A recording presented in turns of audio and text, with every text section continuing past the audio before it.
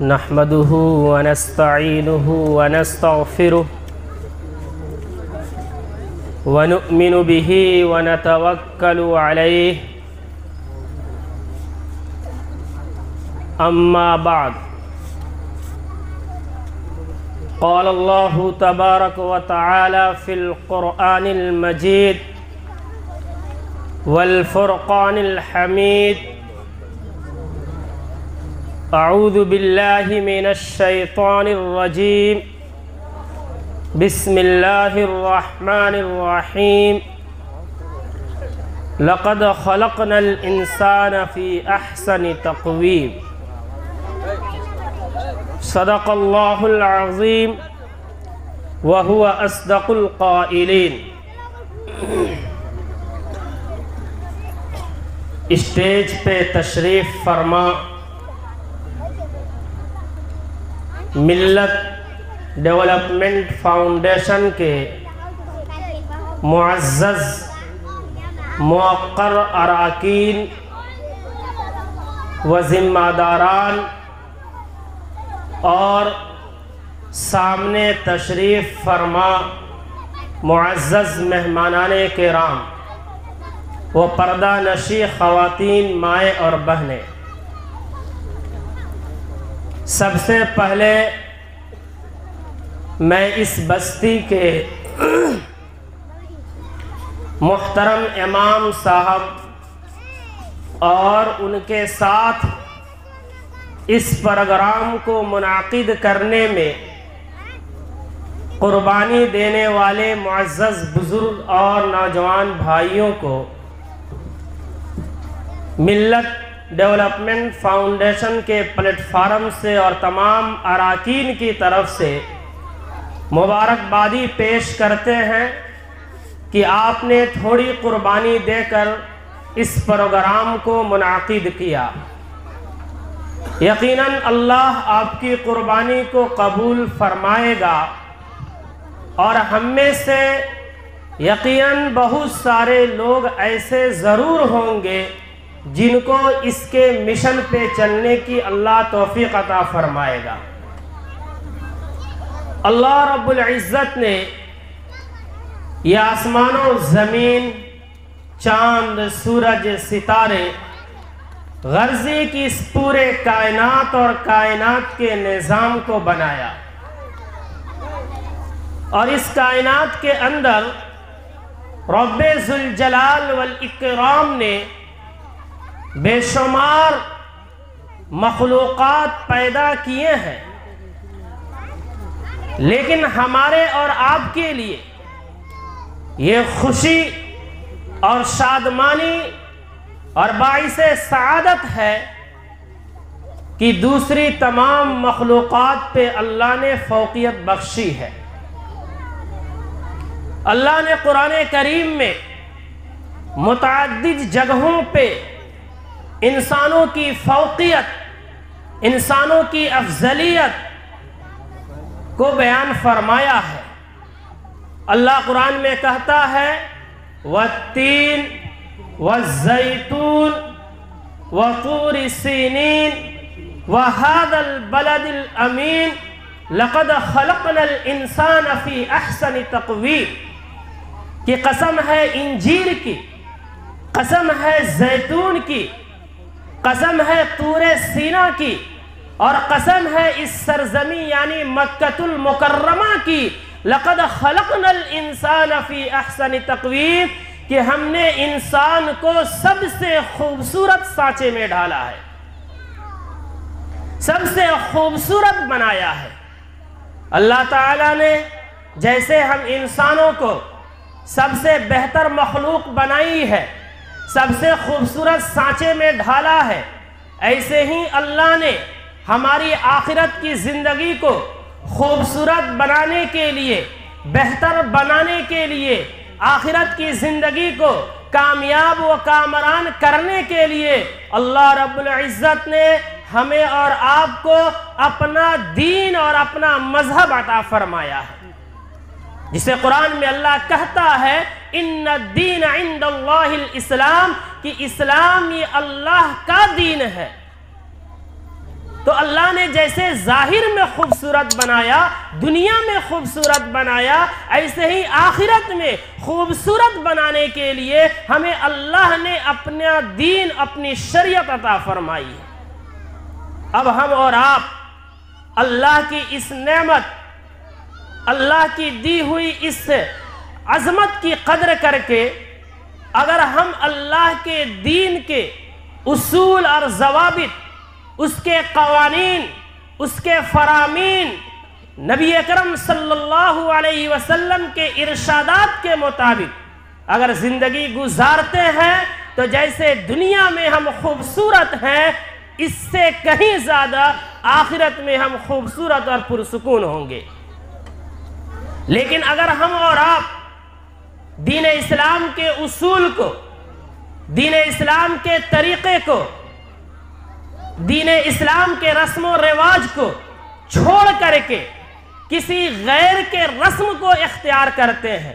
غیر کے طریقے کو اختیار کرتے ہیں، تو پھر اللہ نے قرآن میں فرمایا وَمَن يَبْتَغِ غَيْرَ الْإِسْلَامِ دِينًا فَلَن يُقْبَلَ مِنْهُ وَهُوَ فِي الْآخِرَةِ مِنَ الْخَاسِرِينَ، کہ جو شریعت اسلامیہ کے رسم و رواج کو، اس کے طور طریق کو، اس کے فرامین و احکامات کو چھوڑ کر کے کسی غیر کا طریقہ اختیار کرتا ہے، کسی غیر کا رسم اختیار کرتا ہے، کسی غیر کی طور طریق اختیار کرتا ہے، ایسا انسان وَهُوَ فِي الْآخِرَةِ مِنَ الْخَاسِرِينَ دونوں جہاں میں ذلیل ہوگا، رسوا ہوگا۔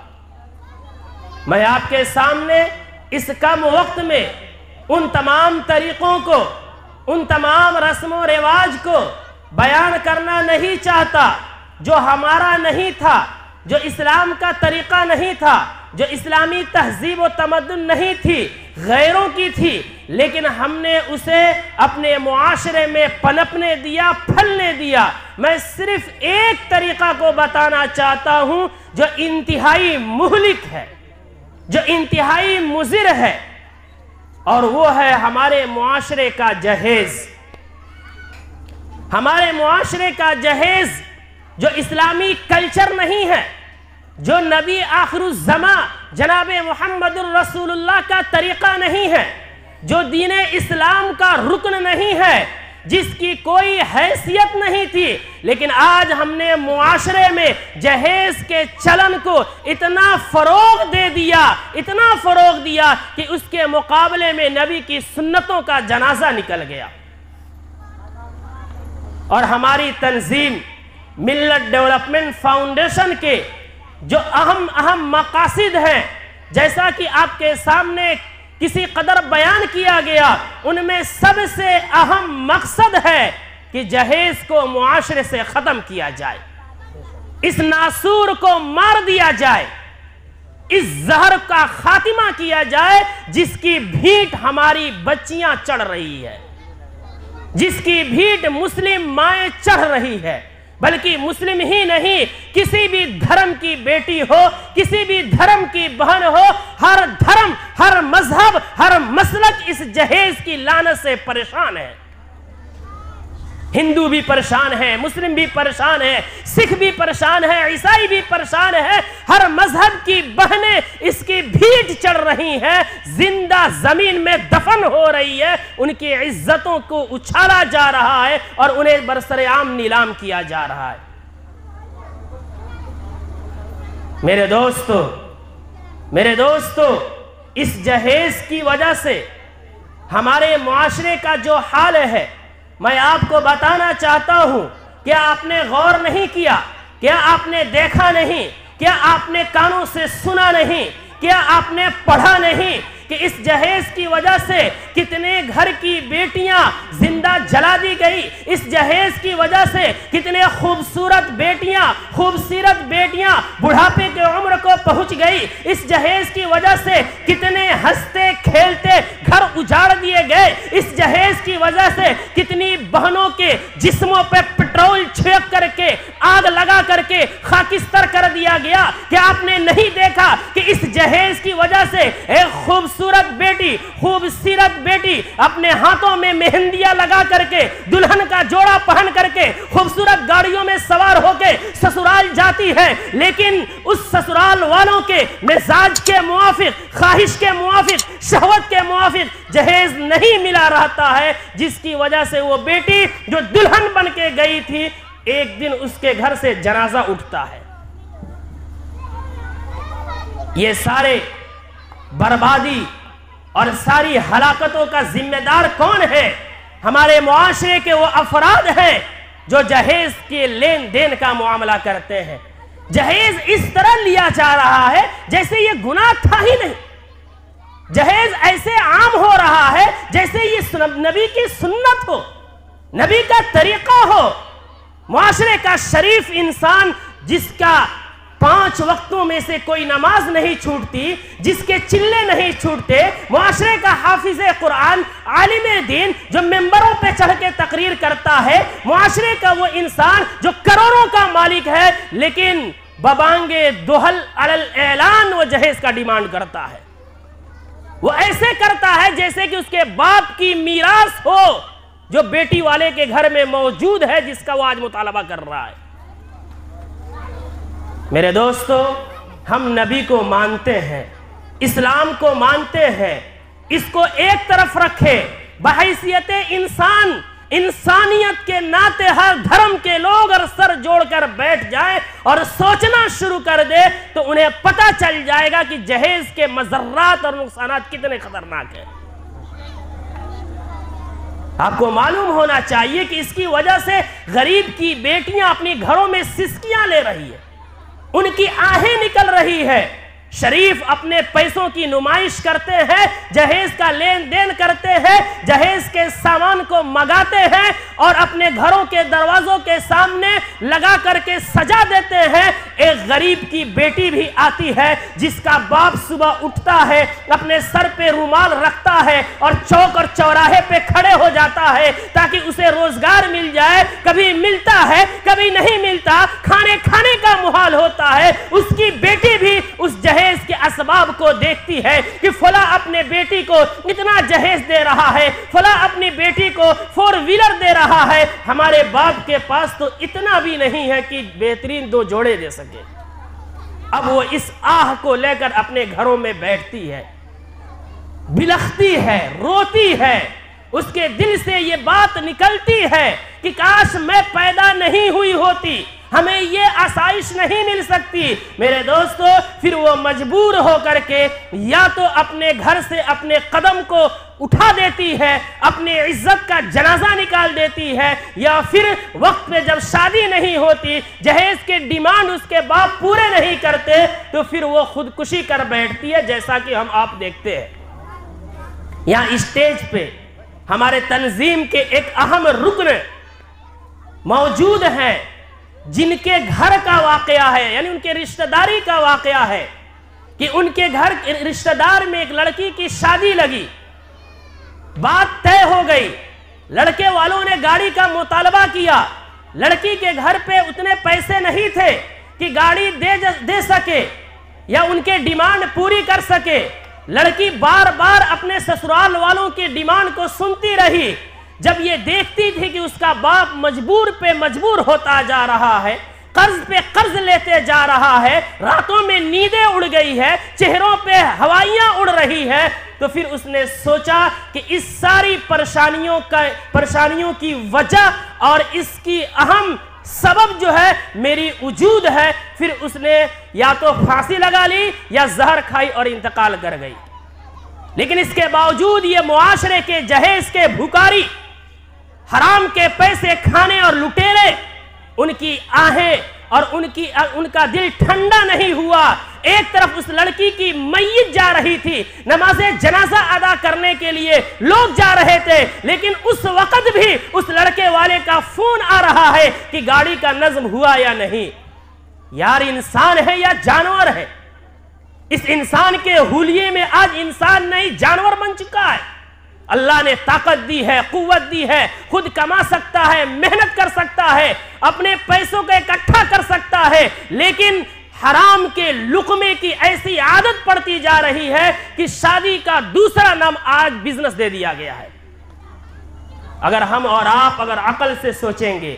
دماغ سے سوچیں گے تو ہرگز جہیز کا مطالبہ نہیں کریں گے۔ ذرا سوچئے کہ ایک لڑکی ہوتی ہے، جب ہوتی ہے اس کا باپ اس کی پرورش کرتا ہے، اس کی تعلیم و تربیت کرتا ہے، اس کی عزت و آبرو کی حفاظت کرتا ہے، اس بچی کے جسم پہ کوئی زخم نکل آئے تو اس کے علاج کے لیے، اس کو صحیح کرنے کے لیے ایک دو نہیں ہزاروں اور لاکھوں روپیہ خرچ کرتا ہے تاکہ اس کی بیٹی جس طرح سے ظاہر کے اعتبار سے خوبصورت ہے، باطن کے اعتبار سے خوبصورت ہے، ظاہر کے اعتبار سے بھی خوبصورت بن جائے۔ پھر جب وہ بچی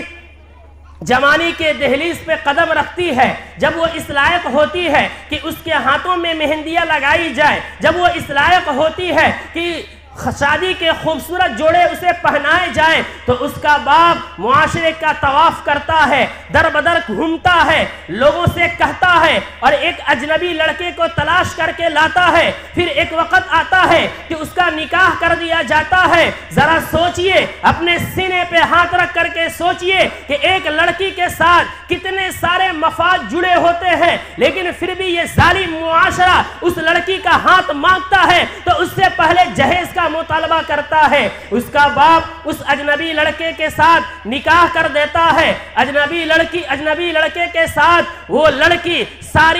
ساری محبتوں کو، ساری شفقتوں کو، ساری آشائشوں کو، ماں باپ کی محبتوں کو چھوڑ کر کے اس اجنبی مرد کے ساتھ، اس اجنبی لڑکے کے ساتھ اپنے سسرال جاتی ہے۔ کیا آپ نہیں دیکھتے کہ چند دنوں کے اندر وہ اس گھر کا باورچن بن کے عمدہ غذائیں تیار کرتی ہے، اس گھر کی خادمہ بن کے گھر کی صفائی ستھرائی کرتی ہے، اس گھر کا دایا بن کے بچوں کا پیشاب پیخانہ صاف کرتی ہے، اس گھر کی نوکرانی بن کے گھر کی صفائی ستھرائی کرتی ہے۔ ان ساری خدمتوں اور ان ساری قربانیوں کے بعد وہ ہمیشہ متفکر رہتی ہے کہ کیسے وہ اپنے شوہر اور اپنے سسرال والوں کو خوش رکھ سکے۔ اتنے سارے مفاد جڑے ہوتے ہیں ایک لڑکی کے ساتھ جس سے ہم شادی کر کے لاتے ہیں۔ وہ بیک وقت خادمہ بھی ہوتی ہے، وہ بیک وقت نوکرانی بھی ہوتی ہے، وہ دایا بھی ہوتی ہے، وہ باورچن بھی ہوتی ہے، وہ ہماری تمام خواہشات کی تکمیل کرنے کی ایک ذریعہ بھی ہوتی ہے، اور ان سب کے ساتھ گناہوں سے بچانے کا بہترین آلہ بھی ہوتی ہے۔ لیکن پھر بھی آج کا یہ نوجوان، آج کے یہ شریف زادے، آج کے یہ اہل ثروت بے باکانہ انداز میں اس لڑکی سے، اس کے باپ سے جہیز کا مطالبہ کرتے ہیں۔ یہ کیسا ظالمانہ رویہ ہے،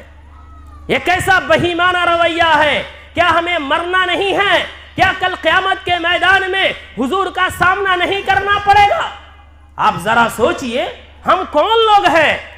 ہم ہندو بھائیوں کی بات نہیں کرتے، ہم مسلمانوں کی بات کرتے ہیں۔ ہم وہ لوگ ہیں جو جناب محمد الرسول اللہ صلی اللہ علیہ وسلم کی محبت کا دم بھرتے ہیں، چیخیں لگاتے ہیں، عشق نبی کا دعویٰ کرتے ہیں۔ یقیناً کرنا چاہیے، لیکن ذرا سوچئے تو صحیح، وہی نبی جب عرب کی سرزمین میں مبعوث ہوتا ہے، اس عرب کی سرزمین جہاں معاشرے میں جانوروں کے ساتھ محبت کی جاتی تھی، جہاں معاشرے میں جانوروں کے ساتھ شفقتیں کی جاتی تھی، جس معاشرے میں جانوروں کو حقوق حاصل تھے لیکن عورتوں کے کوئی حقوق حاصل نہیں تھے، بچیوں کو زندہ زمین میں دفن کر دیا جاتا تھا۔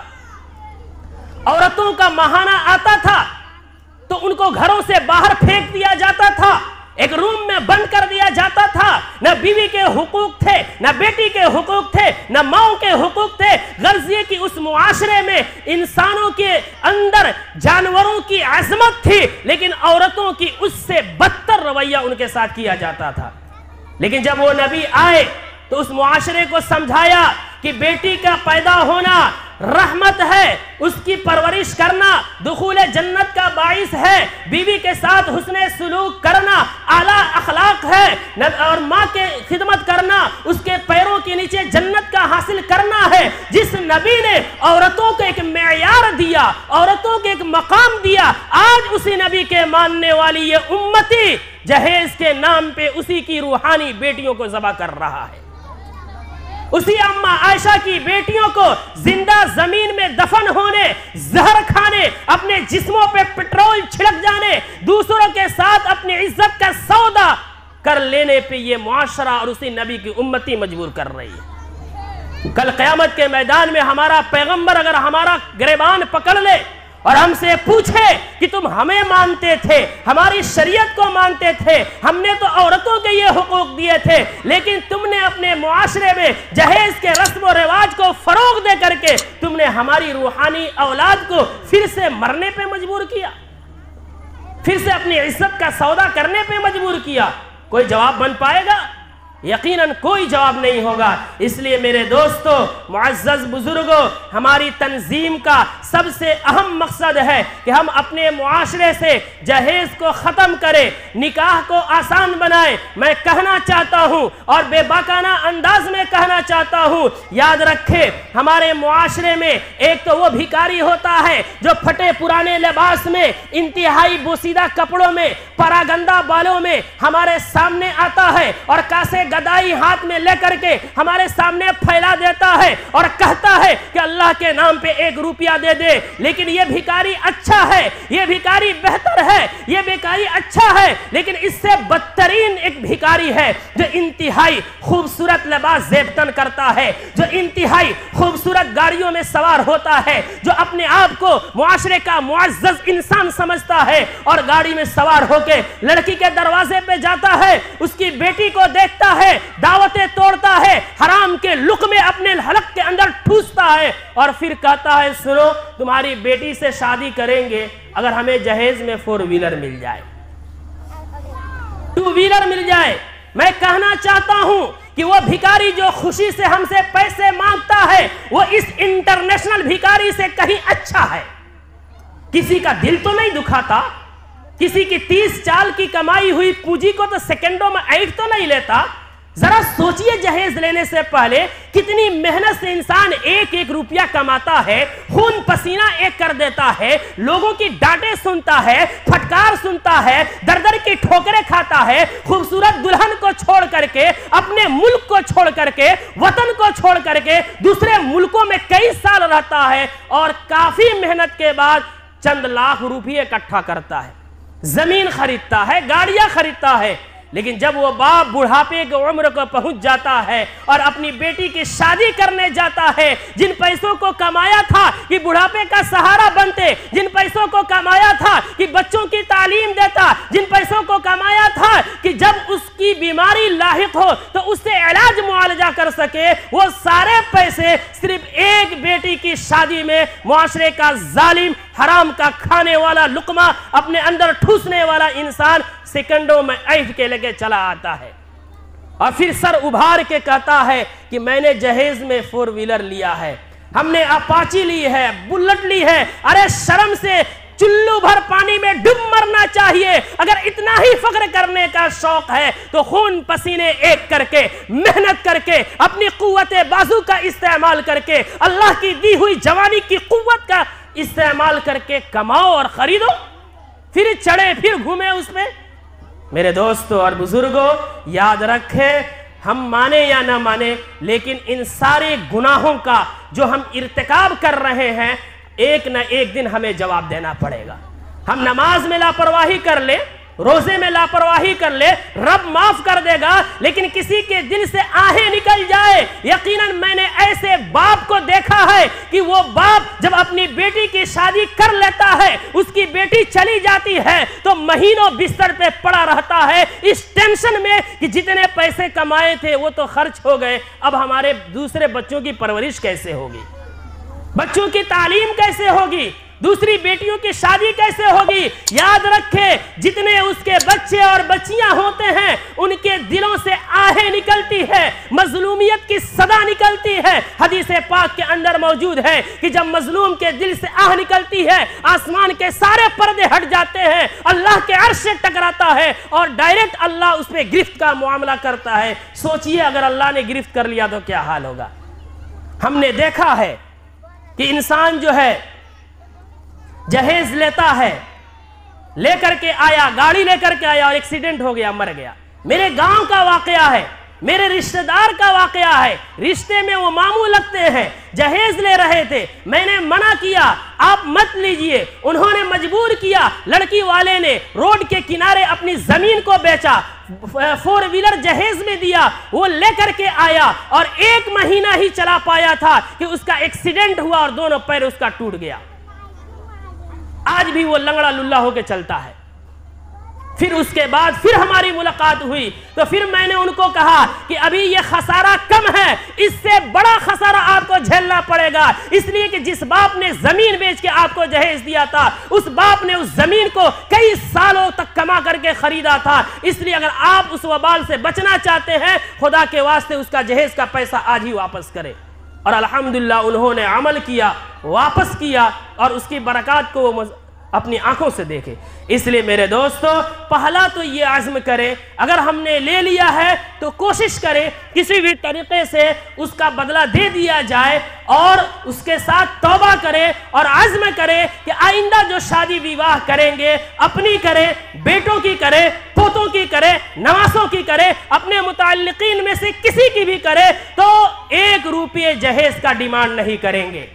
اب ہاتھ اٹھا کر کے عزم کیجئے انشاءاللہ نہیں کریں گے، ہاتھ اٹھائیے، اللہ کی نصرت آئے گی۔ پوری زندگی انسان اپنی محنت کے پیسوں کو کھاتا ہے، در در کی محنت کرتا ہے، پھر لقمے لاتا ہے، اگر چند لاکھ روپیہ کسی کے دل کی آہیں نکال کر ہم لے لیں تو اس سے خوشحال نہیں ہو جائیں گے، اس سے کامیاب نہیں ہو جائیں گے۔ اس تنظیم کی پوری کوشش ہے کہ معاشرے سے جہیز کو ختم کیا جائے۔ آپ یہاں عزم کر کے جائے کہ انشاءاللہ آج سے ہماری وجہ سے کسی غریب کی بیٹی کی آہیں نہیں نکلے گی، کسی کی سسکیاں نہیں نکلے گی، کسی کی بد دعائیں نہیں آئیں گی، کسی غریب کی بیٹی غیر کے ساتھ بھاگنے پہ مجبور نہیں ہوگی، بلکہ ہمیں دعائیں ملیں گی کہ فلاں چاہتا تو جہیز لے سکتا تھا، انجینئر تھا، ڈاکٹر تھا، پروفیسر تھا، حافظ تھا، عالم تھا، لے سکتا تھا، لیکن بغیر جہیز کے شادی کر کے غریب کی بیٹیوں کی شادی کے راہیں ہموار کر دی انشاءاللہ۔ دوسری چیز جہیز کو تو ختم کرنا ہے، دوسری چیز آج ہماری شادیوں میں ناچ گانے ہوتے ہیں، بتائیے کتنی شرم کی بات ہے۔ ایک طرف ایک عالم آتے ہیں، مسجد کے امام صاحب آتے ہیں اور کھڑے ہوتے ہیں، نبی کی تعریف کرتے ہیں، اللہ کی تعریف کرتے ہیں، درود و سلام بھیجتے ہیں، قرآن کی آیتیں پڑھتے ہیں، حدیث کی عبارتیں پڑھتے ہیں اور آخر میں کہتے ہیں کہ بیٹے آپ نے اس نکاح کو قبول کیا۔ پھر اس کے بعد قبولیت کے بعد ہاتھ اٹھاتے ہیں، دعائیں کرتے ہیں کہ اللہ اس شادی میں خیر نازل فرما، برکت نازل فرما، رحمت نازل فرما، ان دونوں کے ذریعے جو بچے ہوں وہ دین کا داعی بنے، ملک کی حفاظت کرنے والا بنے۔ اور دوسری طرف اسی نکاح میں ویشیا ناچتی ہے، اسی نکاح میں ہے نا فاحشہ عورتیں ناچتی ہیں، ایسے گندے گانے بجائے جاتے ہیں، آرکیسٹرا جیسی ناپاک اور ملعون چیز کو بلایا جاتا ہے، بینڈ پارٹی کو بلایا جاتا ہے، اور اس سے بھی بڑا ظلم ہوتا ہے کہ گھر میں ڈی جے لگا دیا جاتا ہے اور ہماری چھوٹی چھوٹی کمسین بیٹیاں، کمسین بہنیں، ہماری پردہ نشین مائیں اور بہنیں اس میں ناچتی ہے، گاتی ہے اور بن ٹھن کر کے باہر نکلتی ہے، پانی کے نام پہ، گھومنے کے نام پہ، مہندی کے نام پہ، فلاں رسم و رواج پہ، اور نکل کے اپنی خوبصورتی کا مظاہرہ کرتی ہے۔ معاشرے کا گنڈا، معاشرے کا لفنگا، معاشرے کا منافق، معاشرے کا لالچی للچائی نگاہوں کو دیکھتا ہے اور آنکھوں کی زنا کرتا ہے، ہاتھوں کی زنا کرتا ہے، باتوں کی زنا کرتا ہے۔ یہ کون سی تہذیب ہے بھائی؟ یہ کون سی تمدن ہے کہ ایک طرف اسی نکاح میں دعا کی جا رہی ہو، اسی نکاح میں نبی کا کلام پڑھا جا رہا ہو، اللہ کا کلام پڑھا جا رہا ہو، اور دوسری طرف اسی نکاح کے اندر ناچا جا رہا ہو، گایا جا رہا ہو۔ میرے دوستو یاد رکھیں، ایسے نکاح میں خیر کا نزول نہیں ہو سکتا، ایسی شادی میں برکت کا نزول نہیں ہو سکتا، بلکہ ہوگا کیا؟ اللہ کا عذاب نازل ہوگا۔ اس گناہوں کی وجہ سے وہ رشتے ٹوٹتے ہیں، اس گناہوں کی وجہ سے گھر کا چین و سکون ختم ہوتا ہے، اس ناچنے نچانے کی وجہ سے میاں بیوی کی محبتیں ختم ہو جاتی ہے، پھر نفرتیں ہوتی ہیں، اور اس وقت انسان چیختا ہے، چلاتا ہے کہ ہمارے گھر میں سکون نہیں، لیکن وہ بھول جاتا ہے کہ جس وقت اس نے دلہن کو لایا تھا اس وقت اس نے نچنیوں کو نچا کر کے لایا تھا، جب ناچ کے دلہن آئی تو گھر میں بھی ناچے گی اور نچائے گی۔ یہ قرض ہے. جب ہم دوسروں کو نچائیں گے، اسٹیج پر چڑھائیں گے، وہ بھی کسی کی بیٹی ہے، کسی کی ماں ہے، کسی کی بہن ہے، اگر وہ ناچ رہی ہے تو اس کے پیٹ کا لقمہ گھٹا ہے اس لیے ناچ رہی ہے. جب ہم دوسری کی عورتوں کو عریاں کریں گے، اس کے جسموں کو دیکھ کر کے لطف اندوز ہوں گے، تو کیا ہماری گھر کی بیٹی اور بہنیں محفوظ رہیں گی؟ یہ قرض ہے، یہ قرض ہے. جب ہم دوسروں کی عزت کریں گے ہماری بھی عزت کی جائے گی، اور جب دوسروں کی بے عزتی کریں گے تو ہماری بھی بے عزتی کی جائے گی. اس لیے میرے دوستو میں آپ سے کہنا چاہتا ہوں کہ آپ حضرات جہیز کا بائیکاٹ کرے، شادیوں میں ناچ گانا کو ختم کرے. یقیناً یہ اسلامی طریقہ نہیں ہے. ایسی شادیوں میں اللہ کی جانب سے خیر کا نزول نہیں ہوگا بلکہ عذاب کا نزول ہوگا. میں ایک حدیث سنا کر کے اپنی بات ختم کرتا ہوں کہ جب ہم شادیوں میں ناچ گانا بلائیں، شادیوں میں غیر شرعی رسومات کرے تو ہمیں اللہ کا ڈر پیدا کر لینا چاہیے. اللہ کے رسول نے فرمایا کہ فی ہذہ الامت خسف ومسخ وقذف. اللہ کے رسول نے 3 عذاب کی پیشن گوئی فرمائی ہے کہ اس امت میں اللہ کا عذاب نازل ہوگا کہ قرب قیامت ایسا ہوگا کہ زمینیں دھسا دی جائیں گی اور زمین پہ بسنے والے انسانوں کو دھسا دیا جائے گا. وہ مسخن، اور انسانوں کی شکلیں تبدیل کر دی جائے گی. اور تیسرا عذاب بتایا کہ آسمان سے پتھروں کی بارش ہوگی، انسان پھسل کر کے ختم ہو جائے گا. یہ 3 دردناک عذاب کی جب آپ صلی اللہ علیہ وسلم نے پیشن گوئی دی تو صحابہ نے پوچھا کہ اللہ کے رسول یہ کب ہوگا، یہ کیوں ہوگا؟ تو ذرا کان کھول کر کے سنے، خاص طور سے وہ لوگ جو یہ کہتے ہیں کہ خوشی کے موقع پہ تھوڑا ناچ لینا چاہیے، خوشی کے موقع پہ تھوڑا نچا لینا چاہیے. وہ کان کھول کر کے سنے کہ اللہ کے رسول نے فرمایا کہ یہ تینوں عذاب اس وقت نازل ہوگا اذا ظہرت القینات والمعازف وشربت الخمور، کہ جب ناچ گانا عام ہو جائے گا، ہر گھر میں ناچا جائے گا، شریف کے گھروں میں ناچا جائے گا، نمازی کے گھروں میں ناچا جائے گا، چلہ لگانے والوں کے گھروں میں ناچا جائے گا، اسٹیج پہ تقریر کرنے والوں کے گھروں میں ناچا جائے گا، مقررین کے گھروں میں ناچا جائے گا، حاجی صاحب کے گھروں میں ناچا جائے گا، پنچ صاحب کے گھروں میں ناچا جائے گا. جب گھر گھر میں ناچ گانے عام ہو جائیں گے، وشربت الخمور، اور کثرت سے شراب پیا جانے لگے گا، تو اللہ کا یہ تینوں عذاب میں سے کوئی ایک عذاب ضرور نازل ہوگا. یا تو زمینیں دھسا دی جائیں گی، یا چہرے مسخ کر دیے جائیں گے، یا آسمان سے پتھروں کی بارش ہوگی کہ انسان پھسل کے ختم ہو جائے گا. اس لیے میرے دوستو ہماری تنظیم کا اہم مقصد ہے کہ نکاح کو آسان بنایا جائے. اور نکاح آسان بنے گا کیسے؟ جہیز کو ختم کر کے، ناچ گانا کو ختم کر کے، غیر شرعی رسومات کو ختم کر کے. جب ہم ایسا کریں گے تو نکاح اتنا آسان ہو جائے گا کہ زنا مشکل ہو جائے گا. اور اگر ایسا نہیں کریں گے تو نکاح اتنا مشکل ہو جائے گا جیسا کہ آج ہو رہا ہے، اور اس کے مقابلے میں زنا آسان ہو جائے گا جیسا کہ آج ہو رہا ہے. ایک بیٹی کا نکاح کرنا مشکل ہے، لیکن نعوذ باللہ اسے اپنی عزت کا سودا کرنا اس سے زیادہ آسان ہے. یاد رکھیں، ان سارے گناہوں کی سزا اگر اسے ملے گی تو ہمیں بھی ملے گی، معاشرے کے ان لوگوں کو بھی ملے گی جو ان چیزوں کو فروغ دیتے ہیں. اس لیے میرے معزز بزرگوں، آپ اس تنظیم کے پلیٹ فارم سے منعقد پروگرام کے اندر آپ عزم کریں. ہم آپ سے، یعنی ہماری تنظیم آپ سے پیسہ نہیں مانگتی، روپیہ نہیں مانگتی، بلکہ ہم تو دعوت کھانا بھی پسند نہیں کرتے ہیں. اپنے پیسے سے آتے ہیں، اپنی گاڑیوں سے آتے ہیں، اپنے اخراجات سے آتے ہیں، گھر سے کھانا کھا کر آنے کا اہتمام کرتے ہیں تاکہ اخلاص سے کچھ باتیں نکل جائے. ہم بھی عمل کر لیں، آپ بھی عمل کر لیں، اور جتنی استطاعت ہے اتنے میں معاشرے کو سدھارا جا سکے. اللہ ہمیں اور آپ کو کہنے سننے سے زیادہ عمل کی توفیق عطا فرمائے. اگر کسی بزرگ کو، محترم کو میری باتیں کڑوی لگی ہو تو اسے معاف فرمائیں گے، اس لیے کہ ایک دل کی درد کی آواز ہے جسے میں نے آپ کو بیان کیا. اللہ ہمیں اور آپ کو کہنے سننے سے عمل کی توفیق عطا فرمائے. وآخر دعوانا الحمدللہ رب العالمین.